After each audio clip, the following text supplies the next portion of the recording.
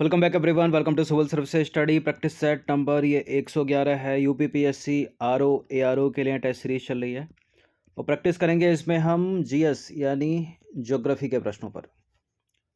तो चलिए स्टार्ट करते हैं। प्लेलिस्ट इसकी बना रखी है, वहाँ पर आप टेस्ट नंबर 1 से लेकर 111 तक पहुँच सकते हैं। डिस्क्रिप्शन बॉक्स पर लिंक है उसका। साथ ही साथ यूपीपीसीएस की भी टेस्ट सीरीज चल रही है, उसका भी लाभ उठाते रहिए। और इन सभी टेस्ट का फुल टेस्ट प्राप्त कर सकते हैं डिस्क्रिप्शन बॉक्स में, नंबर है उस पर कॉल या व्हाट्सअप करके। तो पहला प्रश्न है, समुद्र में यदि घनत्व बढ़ता है यानी डेंसिटी बढ़ती है तो ऐसे में लवणता कम होगी, लवणता बढ़ेगी, कोई प्रभाव नहीं पड़ेगा।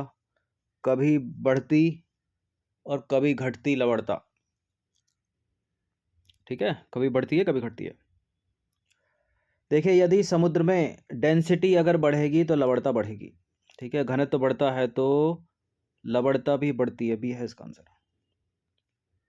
देखिए, यदि समुद्र में जल का घनत्व यानी डेंसिटी बढ़ती है तो लवणता यानी सॉलिनिटी भी बढ़ती है, अर्थात सागरीय लवणता में वृद्धि के कारण जल का घनत्व बढ़ता है।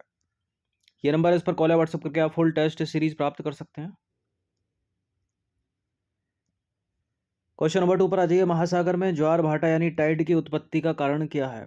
सूर्य के प्रभाव से, पृथ्वी का घूर्णन गति से, पृथ्वी की घूर्णन गति से, सूर्य और चंद्रमा के संयुक्त प्रभाव से, गुरुत्वाकर्षण बल, अभिकेंद्रीय बल और अपकेंद्रीय बल। कैसे आते हैं टाइड, कैसे आते हैं?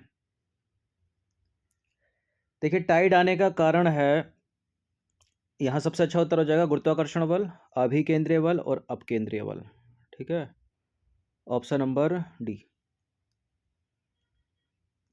ज्वार भाटे की बात करें तो ज्वार भाटा यानी टाइड वे तरंगे, अर्थात वे सागरीय तरंगे हैं जो पृथ्वी, चंद्रमा और सूर्य के आपस के आकर्षण से उत्पन्न होते हैं। और जब समुद्री जल ऊपर आता है तो उससे ज्वार और नीचे जाता है तो भाटा कहते हैं। छोटी क्लास में पढ़ा होगा स्कूल में अपने। और चंद्रमा की आकर्षण शक्ति का पृथ्वी के सागरीय जल पर जो है सर्वाधिक प्रभाव पड़ता है।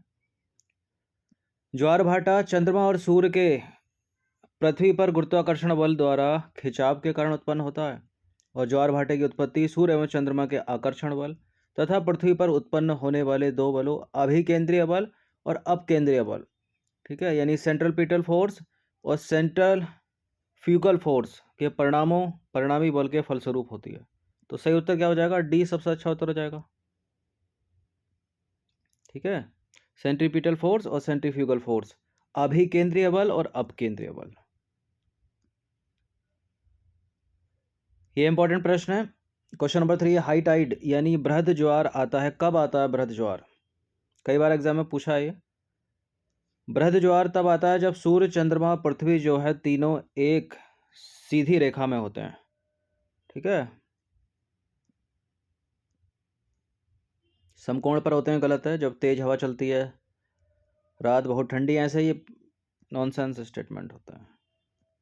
तो देखिए, जब सूर्य, पृथ्वी तथा चंद्रमा एक सीधी रेखा में होते हैं तो हाई टाइड आते हैं, बृहद ज्वार आते हैं। क्वेश्चन नंबर 4 पर आ जाइए। निम्नलिखित महासागरों में से किसी एक में डायामेंटिना स्थित है। डायामेंटिना एक खाई है, इसके नाम से लग रहा है कि पैसिफिक अटलांटिक में होगी, लेकिन उत्तर कुछ और है इसका, ठीक है। डायामेंटिना जो है वो हिंद महासागर में स्थित है, इंडियन ओशियन में, सी है इसका आंसर। तो डायामेंटिना खाई जो है हिंद महासागर में स्थित है और यह हिंद महासागर के दक्षिण पूर्व बेसिन में स्थित है।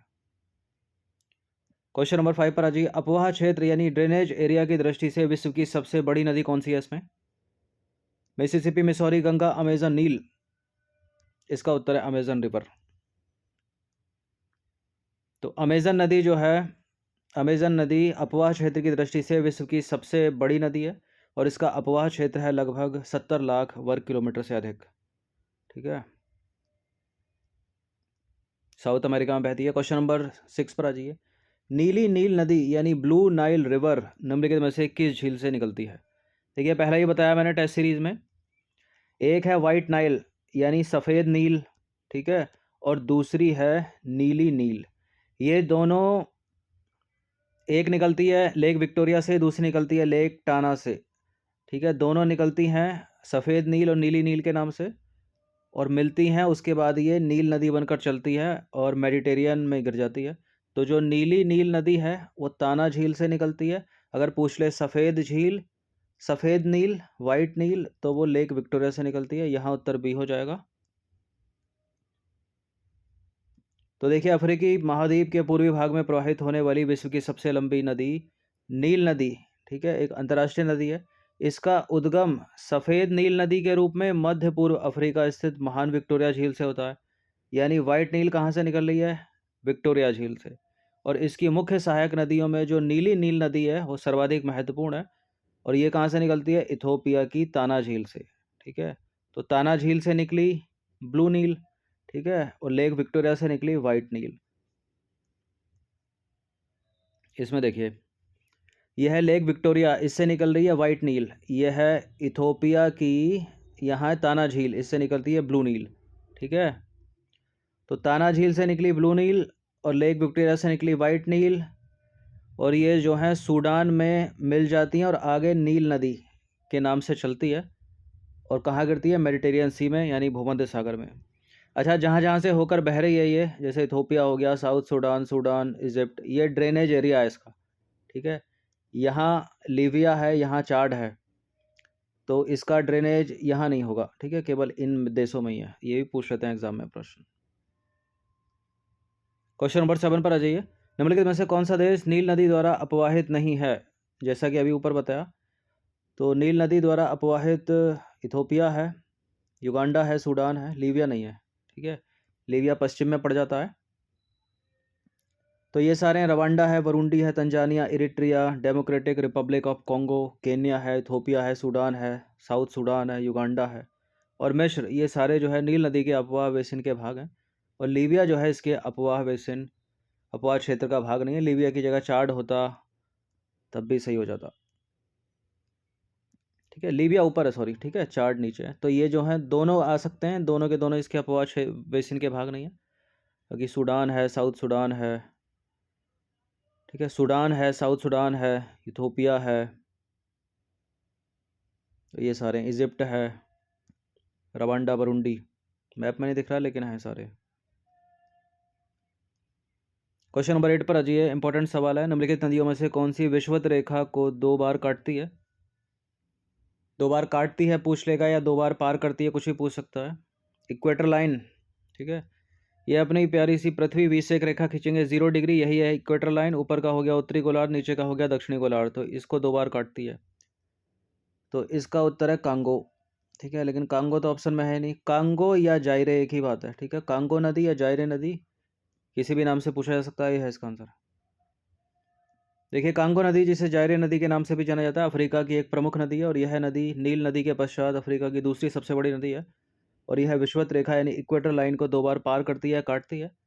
एक पूछा जाता है, मकर रेखा को कौन 2 बार पार करती है, काटती है? तो लिम्पोपो है, ठीक है। इक्वेटर को कांगो या जायरे और मकर को लिम्पोपो।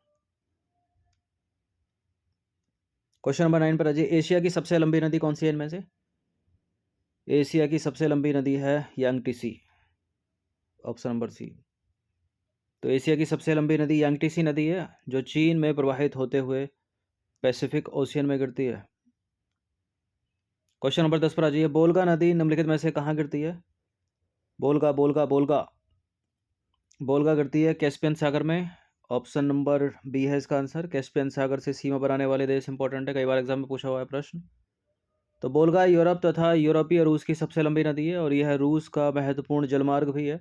और यह वल्दाई पहाड़ी से निकलकर 1300 मील लंबे घुमावदार मार्गों से होती हुई कैस्पियन सागर में गिरती है, और इसका अपने मुहाने पर बनाती है क्या? ये डेल्टा। क्वेश्चन नंबर 11 पर आ जाइए। निम्नलिखित में से कौन सी नदी रिफ्ट वैली में बहती है, यानी भ्रंश घाटी में बहती है? अमेजन, सिंधु, बोलगा, राइन। यहाँ राइन नदी जो है वो रिफ्ट वैली में बहती है, ठीक है। भारत में नर्मदा, तापी रिफ्ट वैली में बहती हैं, बहुत पूछते हैं एग्जाम में। तो स्विस आल्प्स पर्वत पर स्थित है रेन वाल्ड हॉर्न ग्लेशियर, ठीक है। रेन वाल्ड हॉर्न ग्लेशियर से निकलने वाली जो राइन नदी है वो भ्रंश घाटी से प्रवाहित होती हुई उत्तरी सागर में मिल जाती है, ठीक है। कहाँ गिरती है? नॉर्थ सी में। क्वेश्चन नंबर 12 पर आ जाइए। निम्नलिखित में से कौन सी नदी एशिया से संबंधित नहीं है?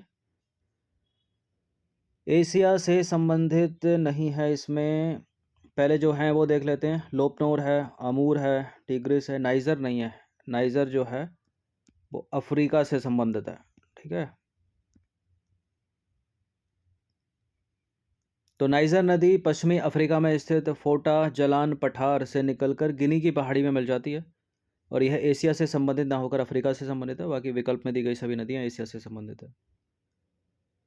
ये क्वेश्चन नंबर 13 पर आ जाइए। निम्नलिखित में से कौन सा युग्म जो है सही सम्मिलित नहीं है? यह है नदी, यह है देश। नीपर नदी यूक्रेन में बहती है, पो नदी इटली में, राइन नदी जर्मनी में और रोन नदी स्पेन में। राइन जर्मनी में बहती है, पो इटली में बहती है, इटली की गंगा भी बोलते हैं इसको। नीपर यूक्रेन में बहती है और रोन नदी स्पेन में नहीं बहती, स्विट्जरलैंड में बहती है। डी गलत है। तो रोन नदी जो है स्विट्जरलैंड के जिनेवा से बहती हुई भूमध्य सागर में जो है लियोन की खाड़ी में गिरती है। बाकी सारे के सारे करेक्ट हैं। क्वेश्चन नंबर 14 पर आ जाइए। एशिया की जो विशाल नदी है मेकांग रिवर निम्नलिखित में से किसमें नहीं बहती है? चीन में, मलेशिया में, कंबोडिया में, लाओस में। देखिए चीन यहाँ है, चीन से निकलती है, नीचे आती है। ठीक है, और दक्षिण चीन सागर में गिर जाती है। चीन में तो बहेगी है, कंबोडिया पड़ता है, वियतनाम पड़ता है, लाओस पड़ता है, मलेशिया नहीं पड़ता, मलेशिया बहुत नीचे हो जाता है। देखिए मेकांग नदी तिब्बत के पठार से निकलकर चीन के युआन प्रांत, लाओस, थाईलैंड, कंबोडिया और वियतनाम से प्रवाहित होती हुई दक्षिण चीन सागर में गिरती है और मलेशिया में यह नदी प्रवाहित नहीं होती है। यहाँ देखिए मैप में, देखिए चीन में जो है मेकांग रिवर यहाँ से आ रही है, अब बीच में पड़ेगा लाओस। ठीक है, लाओस के बाद थाईलैंड पड़ जाता है, कंबोडिया पड़ जाता है और वियतनाम से फिर नीचे गिर जाती है ये साउथ चाइना सी में। साइड में रह जाता है म्यांमार और मलेशिया तो नीचे है। क्वेश्चन नंबर 15 पर आ जाइए। हिमानी झील इटास्का किस नदी का स्रोत है? Red river, Mississippi, Missouri. Himani झील इटास्का से कौन सी नदी निकलती है? ठीक है, मिसौरी नदी निकलती है। तो हिमानी झील इटास्का मिसौरी नदी का स्रोत है। ठीक है, सॉरी, मिसिसिपी नदी का स्रोत है। ऑप्शन नंबर बी में क्या है? Mississippi, Mississippi. तो मिसिसिपी नदी जो है उत्तर अमेरिका महाद्वीप का सबसे बड़ा नदी तंत्र है ये, और यह नदी पूरी तरह से संयुक्त राज्य अमेरिका के क्षेत्र के भीतर बहती है। ठीक है, नॉर्थ अमेरिका में आपको पता होगा सबसे ऊपर कनाडा है, बीच में संयुक्त राज्य अमेरिका, सबसे नीचे है मैक्सिको। तो पूरी तरह से बीच में बहती है ये, यानी संयुक्त राज्य अमेरिका में। इस नदी का जो स्रोत है वो मिनेसोटा राज्य की इटास्का झील में है, जहाँ से यह घुमावों के साथ दक्षिण की ओर चलती है और कहाँ गिर जाती है? मैक्सिको की खाड़ी में। ठीक है, यह है मिसिसिपी नदी। ये आ रही है, देखिए मिसिसिपी रिवर, ये आ रही है, नीचे आई, नीचे आई, नीचे आई और नीचे आते हुए नीचे आ गई, मैक्सिको की खाड़ी में गिर गई। मैक्सिको की खाड़ी है और इसकी एक सहायक नदी भी है, मिसौरी। ठीक है, मिसौरी यहाँ से आके यहाँ मिल जाती है इसमें। ठीक है, तो मिसिसिपी के नाम से ही उसमें गिरती है ये, मैक्सिको की खाड़ी में। क्वेश्चन नंबर 16 पर आ जाइए। 16वां प्रश्न है, पृथ्वी की सतह से ऊपर विभिन्न वायुमंडलीय परतों की उपस्थिति का सही क्रम क्या है? बहिर्मंडल, समताप मंडल, क्षोभ मंडल। नीचे दिए गए कूट का प्रयोग करके सही उत्तर का चुनाव कीजिए। बड़ा ही इंपॉर्टेंट सवाल है, कई बार एग्जाम में पूछा हुआ है पृथ्वी की सतह। ठीक है, ये है। अब यहाँ जो ये परतें जो हैं ये बढ़ता घटता क्रम पूछ लेता है, तो सबसे नीचे तो क्षोभ मंडल है, यानी ट्रोपोस्फियर है। ट्रोपोस्फियर के बाद आ जाएगा स्ट्रेटोस्फियर, समताप मंडल, और बीच में भी 2-3 मंडल हैं और सबसे ऊपर आ जाएगा बहिर्मंडल। तो 3-2-1 वाला ऑप्शन सही हो जाना चाहिए। 3-2-1 वाला मंडल यानी सी सही है। तो देखिए पृथ्वी के वायुमंडल को बनाने वाली 6 परतें क्षोभ मंडल, समताप मंडल, मध्य मंडल, ताप मंडल, आयन मंडल, बहिर्मंडल हैं। क्षोभ मंडल की बात करें तो क्षोभ मंडल यानी स्ट्रेटोस्फियर, क्षोभ मंडल यानी ट्रोपोस्फियर हमारे वायुमंडल की सबसे निचली परत है और यह जमीन से या समुद्र तल से लगभग 10 किलोमीटर की ऊंचाई पर स्थित है। इसके ऊपर है समताप मंडल या स्ट्रेटोस्फियर, ओजोन लेयर यहीं पर है, यह समुद्र तल से 50 किलोमीटर की ऊंचाई पर स्थित है। इसके बाद मध्यमंडल समताप मंडल के ऊपर स्थित है और हमारे ग्रह से लगभग 85 किलोमीटर की ऊंचाई पर स्थित है। ठीक है, उसके ऊपर बहिर्मंडल सबसे आखिरी परत है, वायुमंडल की सबसे बाहरी परत है। ठीक है, इंग्लिश में बोलते हैं इसको हेक्सोस्फियर, मध्यमंडल को मीजोस्फियर। स्कूल में पढ़ा होगा, आसान सा प्रश्न है। क्वेश्चन नंबर 17 पर अजय निम्नलिखित में से कौन सी वायुमंडल में सबसे अधिक पाई जाने वाली 2 गैसें हैं? कौन सी हैं इसमें? नाइट्रोजन सबसे अधिक पाई जाती है 78% और साथ में ऑक्सीजन होनी चाहिए। ठीक है, 20 दशमलव कुछ यानी 21%। तो ए वाला जोड़ा सही हो जाएगा। देखिए पृथ्वी के वायुमंडल में नाइट्रोजन और ऑक्सीजन यानी N2O2 का प्रतिशत सबसे अधिक है। N2 है 78% और O2 है 21%। इसके अतिरिक्त अक्रिय गैस ऑर्गन का जो परसेंट है वो 0.93% है, तीसरी सबसे प्रचुर मात्रा में। इसको भी याद रखिए, तीसरा सबसे इम्पोर्टेंट। इसके अलावा कार्बन डाइऑक्साइड की बात करें, मीथेन की बात करें, जलवाष्प की और नियोन की, ये कुछ अन्य गैसें हैं जो 0.1% में पाई जाती हैं। क्वेश्चन नंबर 18 पर आ जाइए। असमाप्य प्राकृतिक संसाधन का एक उदाहरण है। असमाप्य मतलब जो समाप्त नहीं हो सकता।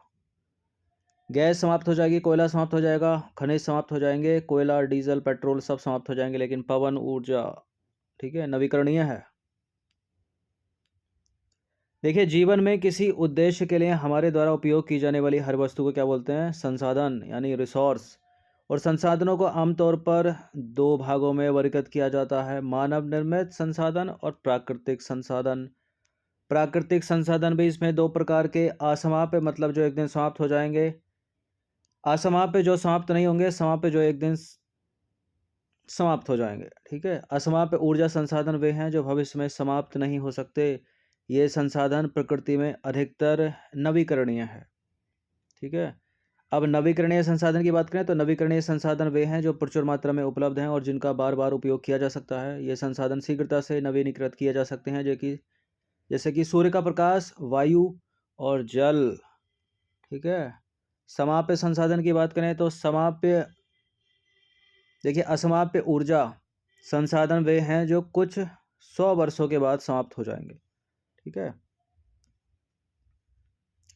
और उनकी गैर नवीकरणीय प्रकृति के कारण उनकी सीमित आपूर्ति की जा सकती है और मानव गतिविधियों द्वारा बार बार दोहन उनके समाप्त होने का कारण बनेगा, जैसे कि कोयला, पेट्रोल, खनिज और वन।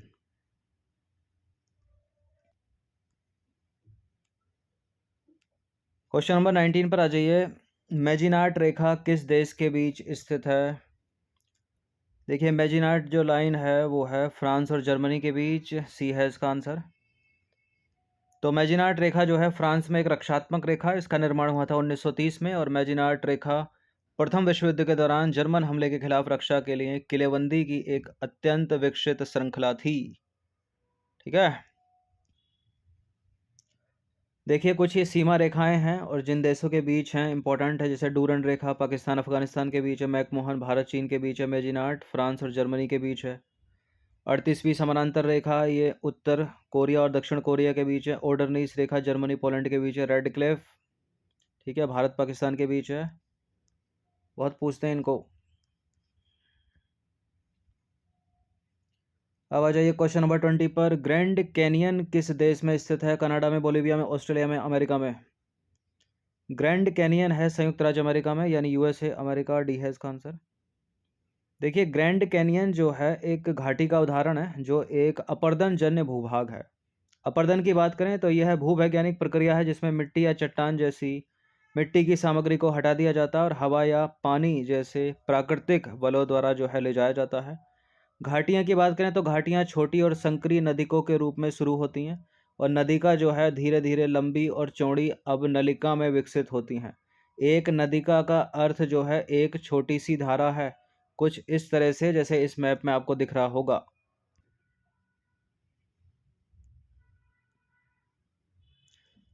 देखिए जो अवनलिका है वो घाटियों को जन्म देने के लिए और अधिक गहरी, चौड़ी और लंबी होंगी। अवनलिका धारा के कारण एक छोटा सा मार्ग है। ठीक है, यह है कुछ इस तरह से बनेगा। आयामों और आकार के आधार पर कई प्रकार की घाटियों जैसे कि वी आकार की घाटियों, गार्ज, कैनियन आदि में जो है उनको पहचाना जाता है। ठीक है, पहले ये बनेगा, अब इसके बाद होगी वी आकार की घाटी, वी शेप्ड वैली बनेगी कुछ इस तरह से। ठीक है। और एक कैनियन की विशेषता है खड़ी स्टेप लाइक साइड ढलान। ठीक है, एक कैनियन अपने निचले हिस्से की तुलना में अपने शीर्ष पर जो है व्यापक होती है और वास्तव में एक कैनियन गार्ज का एक प्रकार है और घाटी के प्रकार चट्टानों के प्रकार और संरचना पर निर्भर करते हैं जिसमें वे बनाते हैं। उदाहरण के तौर पर समझे तो कैनियन जो है आमतौर पर क्षैतिज तलछटी चट्टानों में बनती है और कठोर चट्टानों में जो है गार्ज बनते हैं। और ये है ग्रैंड कैनियन, कुछ इस तरह से अगली आकृति, ठीक है, ये है। अब देखिए गार्ज जो बनेगा इसके बाद, खड़े किनारे के साथ एक संकरी घाटी, इसमें से नदी बहेगी, ठीक है, फिर ये ऐसे बन जाएगा लास्ट प्रोसेस, ठीक है, समझ में आ गया होगा। तो ये 20 प्रश्न थे ज्योग्राफी के, इंडिया और वर्ल्ड की इसमें ज्योग्राफी थी, ठीक है। इनकी प्रैक्टिस 1 से 2 बार कर लीजिएगा आप। मैप और ये फ़ोटो जो है इम्पोर्टेंट रहते हैं ज्योग्राफी के लिए, तो इनकी प्रैक्टिस करते रहिए साथ साथ। धन्यवाद।